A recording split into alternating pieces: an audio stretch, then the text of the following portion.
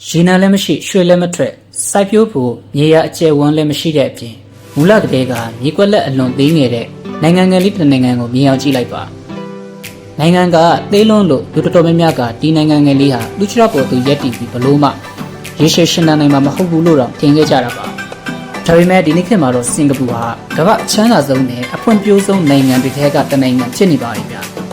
ဒါတွေကဘလို့ဖြစ်လာတာလဲစင်ကာပူရဲ့အောင်မြင်မှုကိုနားလည်ဖို့ဆိုရင်ကျွန်တော်တို့1965ခုနှစ်လောက်စီကိုခဏလောက်ပြန်သွားကြည့်ဖို့လိုပါတယ်1965ခုနှစ်မှာစင်ကာပူဟာမလေးရှားနိုင်ငံစီကနေခွဲထွက်ခဲ့ပါတယ်အဲ့ဒီခွဲထွက်ခဲ့ရတဲ့အချိန်တုန်းကဆိုရင်စင်ကာပူရဲ့အခြေအနေကတကယ်ကိုရင်လေးစရာပါအဲ့ဒီတုန်းကအသစ်ဆက်ဆက်ပေါက်လာတဲ့နိုင်ငံငယ်လေးမှာလူဦးရေ2တန်းဝန်းကျင်သာရှိပြီးအလုံးလက်မဲ့နှုံးတွေအရန်များစင်းရဲမွဲတေမှုတွေကလည်းထူပြောနေတဲ့အပြင်ကွက်ပြတ်ချမ်းသာတဲ့လူမျိုးစုတွေကြားထဲမှာလည်းလူမျိုးရေးအရာတင်းမာမှုတွေကတိုးပွားနေခဲ့တာဖြစ်ပါတယ်။ပိုဆိုးတာကစင်ကာပူမှာတဘာဝတယံဇာတာဆိုလို့လုံးဝမိဘကိုမရှိတာပါပဲ။ရေနံတွင်းထွက်ရတနာဒါမှမဟုတ်ကြီးမားတဲ့စိုက်ပျိုးရေးကဏ္ဍတွေပေါ်မှီခိုနိုင်တဲ့တခြားနိုင်ငံတွေနဲ့မတူပဲစင်ကာပူမှာတင်ဖို့ရောင်းချစီရထူးထူးခြားခြားဘာမှမရှိခဲ့ပါဘူးဗျ။နောက်ဆုံးတောက်သုံးရေအတွက်တောင်အိန္ဒိယကြီးမလေးရှားနိုင်ငံစီကနေအများပြားအဓိကတင်သွင်းခဲ့ရတာမျိုးလို့တော်တော်လေးကိုစိုးရိမ်စရာအခြေအနေမျိုးပါနိုင်ငံခြားကလေးလာစောင့်ကြည့်သူအများစုကတော့စင်ကာပူကကြာရှုံးတော့မှာပဲလို့ဟောကိန်းထုတ်ခဲ့ကြပါတယ်ဒါပေမဲ့စင်ကာပူရဲ့ခေါင်းဆောင်တွေအထူးသဖြင့်ဝန်ကြီးချုပ်လီကွန်ယူမှာတော့တခြားသူတွေနဲ့လုံးဝမတူတဲ့အမြင်တစ်ခုရှိခဲ့ပါတယ်သူတို့ကတဘာဝတယံဇာတာတွေပေါ်မိခိုးမဲ့အစားလူသားအရေးမြစ်ကိုအခြေခံပြီးနိုင်ငံတော်ကိုတည်ဆောက်ဖို့ဆုံးဖြတ်ခဲ့ကြပါတယ် I had believed in Malaysian merger. အစိုးရဟာပညာရေးကဏ္ဍကိုအကြီးအကျယ်အလေးပေးဆောင်ရွက်ခဲ့ပါတယ်။ကျောင်းတွေကိုတိုးချဲ့ဆောက်လုပ်တဲ့စပ်တက်မြောက်မှုနှုန်းကိုမြင့်တင်ပေးတဲ့စက်မှုလုပ်ငန်းတွေကတကယ်လိုအပ်နေတဲ့လက်တွေ့ကျတဲ့ကျွမ်းကျင်မှုတွေကိုတက်မြောက်အောင်ကျောင်းသားတွေကိုတွန်းအားပေးခဲ့ပါတယ်။ရည်မှန်းချက်ကတော့ရိုးရိုးလေးပါပဲ။နိုင်ငံတကာကုမ္ပဏီတွေကတကူးတကခေါ်ယူခန့်အပ်ခြင်းလောက်တဲ့အစစ်မြစ်ကျွမ်းကျင်လုပ်သားတို့ကြီးတည်းရဲ့ဖန်တီးဖို့ပါပဲ။တစ်ချိန်တည်းမှာပဲအစိုးရဟာအဂတိလိုက်စားမှုတိုက်ဖြတ်ရေးကိုလည်းထိထိရောက်ရောက်နဲ့ပြင်းပြင်းထန်ထန်လှုပ်ဆောင်ခဲ့ပါတယ်။ခြားစားမှုကိုနိုင်ငံတော်ဖွံ့ဖြိုးတိုးတက်မှုအတွက်အကြီးမားဆုံးချိန်ချောက်မှုတစ်ခုအနေနဲ့သတ်မှတ်ကင်တွယ်ခဲ့တာပါ။အစိုးရတာဝန်ရှိသူတွေကိုခြားပုဂ္ဂလိကလုပ်ငန်းတွေနဲ့ရှင်းမောင်းတန်းနိုင်တဲ့ဓာတ်စာကောင်းကောင်းပေးခဲ့တယ်လို့လက်ပြီးလက်ယူမှုကိုဟန်တာဖို့ဥပဒေတွေကိုလည်းတင်းတင်းကြပ်ကြပ်ချမှတ်ခဲ့ပါတယ်။ဒါကြောင့်မလို့ပဲစင်ကာပူဟာကမ္ဘာမှာအဂတိအကင်းဆုံးနဲ့လုပ်ငန်းအထီးရောက်ဆုံးအစိုးရအဖွဲ့ရှိနေတဲ့နိုင်ငံဖြစ်နာမည်ကျော်လာခဲ့တာဖြစ်ပါတယ်။ဒီလိုနာမည်ကောင်းရလာတာဟာတကယ်ကိုတမုံဖြစ်နိုင်တဲ့အားသာချက်ဖြစ်လာခဲ့ပါတယ်။နိုင်ငံခြားယင်းနှိမ့်နှံသူတွေကစင်ကာပူနိုင်ငံတဲကိုသူတို့ရဲ့ငွေကြေးတွေနဲ့စီးပွားရေးလုပ်ငန်းတွေ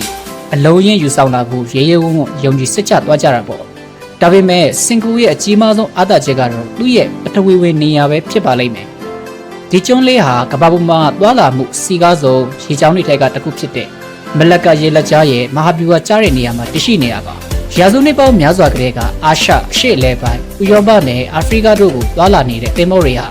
ဒီဒေသကိုဖျက်ဆီးသွားလာခဲ့ကြတာဖြစ်ပါတယ်စင်ကာပူခေါင်းဆောင်တွေဟာဒီအခွင့်အရေးကိုလက်လွတ်မခံဘဲကောင်းကောင်းကြီးအသုံးချခဲ့ပါတယ်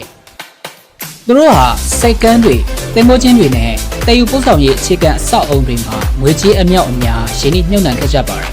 ်အချိန်ကြာလာတဲ့နဲ့အမျှစင်ကာပူစိတ်ကမ်းဟာကမ္ဘာအလုပ်အများဆုံးစိတ်ကမ်းတွေထဲကတစ်ခုဖြစ်လာခဲ့ပါတယ်။နှစ်စဉ်ကုန်တစ်တာတန်ပေါင်းများစွာဒီစိတ်ကမ်းကိုတက်တန်းသွားလာနေကြတာပါ။ကမ္ဘာအနှံ့ကကုန်ပစ္စည်းတွေရောက်ရှိလာတယ်။ဒီနေရာမှာပဲပြန်လည်စစ်ဆေးပြန်လည်ဖြန့်ဖြူးတယ်။ဒီမှာသူတို့သွားရမယ့်ခီးစဉ်တွေစီဆက်သွားကြတာဖြစ်ပါတယ်။ဒီအချက်ကပဲစင်ကာပူကိုနိုင်ငံတကာကုန်သွယ်မှုရဲ့အဓိကဗဟိုချက်မှတ်ကြီးတစ်ခုဖြစ်တောင်းလဲပေးခဲ့တာဖြစ်ပါတယ်။1990နဲ့1980ပြည့်လွန်နှစ်တွေအတွင်းမှာတော့စင်ကာပူဟာကမ္ဘာကျော်နိုင်ငံစုံ corporation ကြီးတွေကိုဆွဲဆောင်နိုင်ခဲ့ပါတယ်။ American, Japan နဲ့ဥရောပကကုမ္ပဏီကြီးတွေဟာစင်ကာပူမှာစက်ရုံတွေနဲ့ဒေသတွင်းရုံးချုပ်တွေကိုလာရောက်တည်ထောင်ခဲ့ကြပါတယ်။အစိုးရဘက်ကလည်းတည်ငြိမ်တဲ့စီးပွားရေးပတ်ဝန်းကျင်ကျွမ်းကျင်လုပ်သားတွေခက်မီအခြေခံအဆောက်အုံတွေနဲ့ကြိုတင်ခံမှန်းရလွယ်ကူတဲ့စီမင်းစည်းကမ်းတွေကိုကန့်လန့်ခဲ့တာဖြစ်ပါတယ်။ကမ္ဘာလုံးဆိုင်ရာကုမ္ပဏီကြီးတွေအတွက်တော့စင်ကာပူဟာယင်းနှိမ့်နှံမှုအကောင်းဆုံးစံပြနေရဖို့ဖြစ်လာခဲ့ပါတယ်။ကုန်ထုတ်လုပ်မှုကဏ္ဍကျယ်ပြန့်လာတာနဲ့အမျှအလုပ်အကိုင်တွေပေါများလာပြီးဝင်ငွေတွေလည်းမြင့်တက်လာခဲ့ပါတယ်။စင်ကာပူဟာရိုးရိုးကုန်ထုတ်လုပ်မှုအဆင့်ကနေပိုပြီးတန်ဖိုးမြင့်မားတဲ့စက်မှုလုပ်ငန်းတွေစီတဖြည်းဖြည်းတက်လှမ်းလာခဲ့ပါတယ်။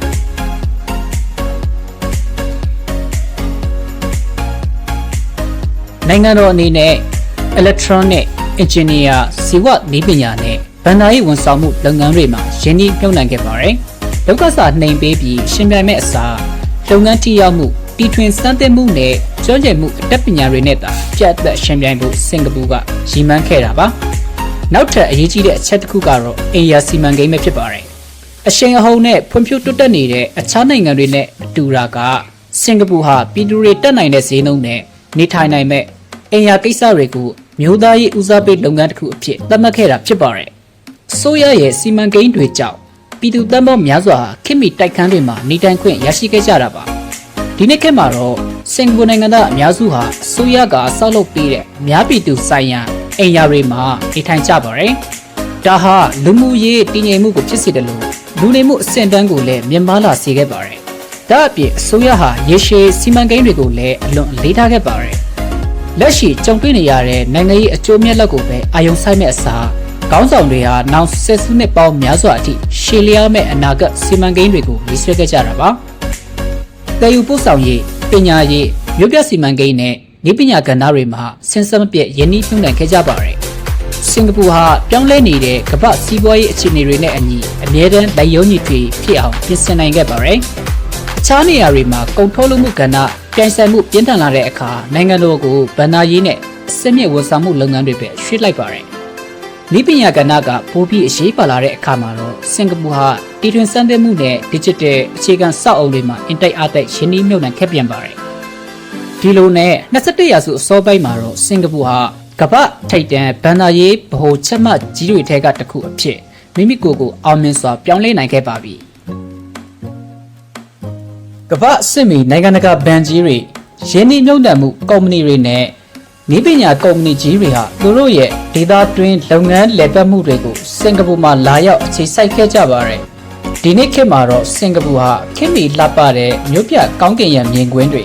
ကမ္ဘာစစ်မီလေဆိပ်စနစ်ကျပြီးထိရောက်တဲ့အများပြည်သူတို့တည်ယူပို့ဆောင်ရေးစနစ်နဲ့ခိုင်မာတောင့်တင်းတဲ့စီးပွားရေးကြောင့်လူသိများလာပါတယ်။သူ့ရဲ့နိုင်ငံသားတွေဟာအာရှမှာလူနေမှုအဆင့်တန်းမြန်မာဆုံးဆိုတဲ့အခြေအနေအောက်မှာအပူအပင်မရှိနေထိုင်နေကြရတာပါဒီလိုအောင်မြင်မှုမျိုးကိုအံ့ဩဖို့ကောင်းစေတဲ့အချက်ကတော့အခြားနိုင်ငံအများစုမိခိုနေရတဲ့တဘာဝသေယံဇာတတွေလုံးဝမရှိဘဲနဲ့အကောင့်တွေပေါ်နိုင်ခဲ့တာကြောင့်ပဲဖြစ်ပါတယ်စင်ကာပူရဲ့အောင်မြင်မှုဟာမဟာဗျူဟာကျတဲ့ပထဝီဝင်တည်နေရာထိရောက်တဲ့အုပ်ချုပ်မှုစနစ်ပညာရေးအခြေခံအဆောက်အအုံကုန်သွယ်မှုနဲ့ရေရှည်မျှော်မှန်းချက်ရှိတဲ့စီမံကိန်းတွေအပေါ်မှာပဲတည်ဆောက်ခဲ့တာပါစင်ကာပူရဲ့သမိုင်းကြောင်းကကျွန်တော်တို့ကိုအရေးကြီးတဲ့သင်ခန်းစာတစ်ခုပေးနေပါတယ်။တဘာဝသေယံဇာတတွေဟာနိုင်ငံတစ်နိုင်ငံကိုချမ်းသာအောင်ကူညီပေးနိုင်တယ်ဆိုတာမှန်ပေမဲ့အောင်မြင်မှုစီတွားရလမ်းမှာဒါတစ်ခုတည်းကပဲအဖြစ်မဟုတ်ဘူးဆိုတာသက်သေပြနေပါတယ်။တချို့အချိန်တွေမှာနိုင်ငံတစ်နိုင်ငံပိုင်ဆိုင်ထားတဲ့အဖို့တန်ဆုံးသေယံဇာတဆိုတာလူပြည်သူတွေရဲ့အသိပညာကျွမ်းကျင်မှုစိတ်သက်ပြင်းပြမှုနဲ့ဇဲလုံးလဝရိယတွေပဲဖြစ်ပါတယ်ဗျစင်ကာပူနိုင်ငံရဲ့ဖြစ်ရမှာတော့အဲ့ဒီအချက်ကပဲအရာရာကိုအပြတ်သက်ပြောင်းလဲပစ်ခဲ့တာပဲဖြစ်ပါတယ်